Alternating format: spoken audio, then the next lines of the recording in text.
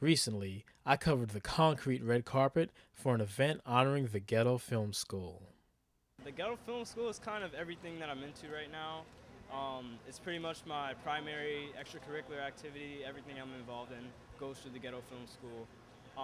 It's an independent, not-for-profit organization, and pretty much they help inner city youth to achieve their goals of becoming filmmakers and storytellers. When you join the Ghetto Film School, whether you're an admirer of film or whether you're just looking for something to do, you get a whole lot more than you asked for, and it's awesome. You learn film production, film history, film industry, and you just leave with a lot of knowledge that you didn't have before.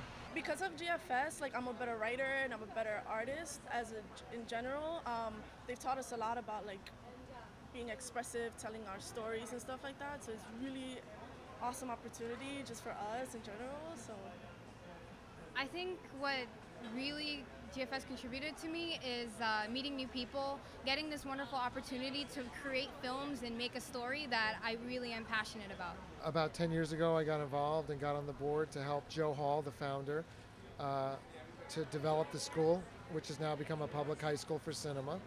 And I help introduce other people onto the board who can help, other filmmakers like Spike Jones, Catherine Hardwick.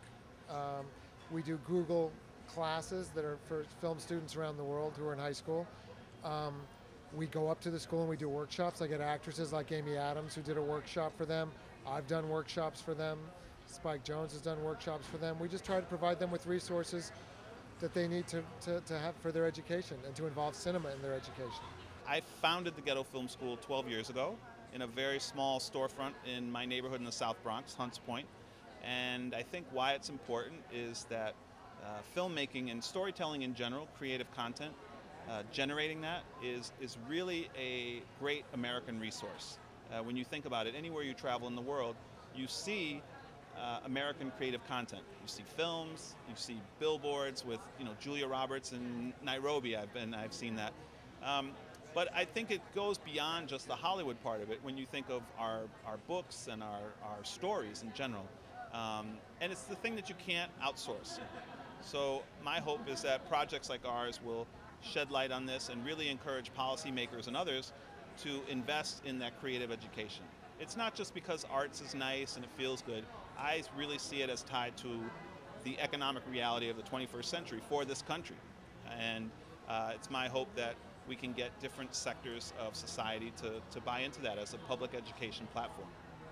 What made you decide, obviously being in the South Bronx, but so much of the youth in that area are just written off. People put no hope in them, and they just like totally, like I said, they write them off. Why did you say that, I see all the potential, I want to do something? Yeah. Well, I had lived and worked there for maybe a dozen years when I set this up, so I already knew a lot of teenagers. I had set up 2 high schools. They were not filmmaking high schools, but I knew that the creative talent was there. And I'm a big believer in perspective, and expectations really drives it, more than resources. So if you have a glass half full approach to young people, I don't care where they are, you're going to get a lot more out of them, especially teenagers. Teenagers know when they're being talked down to, they know when they're being dumbed down to. When the expectations are low, they follow that lead.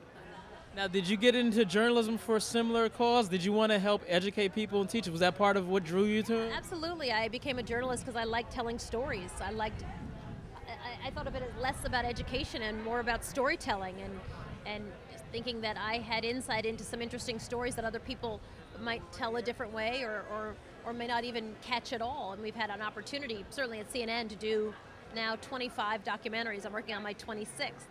So absolutely, I think for the young people at Ghetto Film School, it's the same thing. You have a story, you want it heard. How do you connect that story to an audience? That's filmmaking. It's about young people and talent, and anybody who knows me knows about how I started.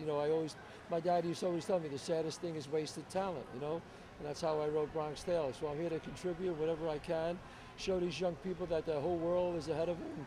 And the Ghetto Film School really makes an emphasis on story and cinema and young talent, and I think that's why I'm here.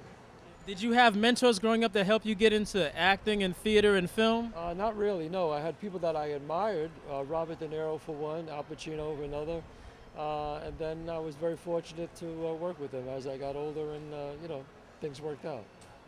Thank you so much.